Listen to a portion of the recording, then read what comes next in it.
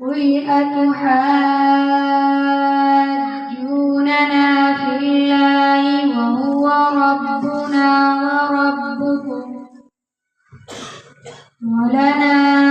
أعمالنا ولكم أعمالكم ونحن له مخلصون أم تقولون إن إبراهيم وإسماعيل